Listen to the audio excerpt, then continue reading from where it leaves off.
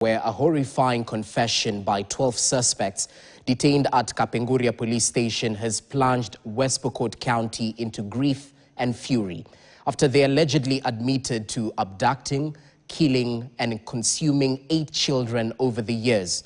The shocking revelation triggered violent protests on Saturday as irate residents blocked the Kapenguria-Lodwar highway at Bendera area for more than 8 hours, demanding that police hand over the suspects to face mob justice. According to police sources, the suspects are of Ugandan origin, believed to be from the Gishu community. One suspect is reportedly still at large, having fled across the border to Uganda.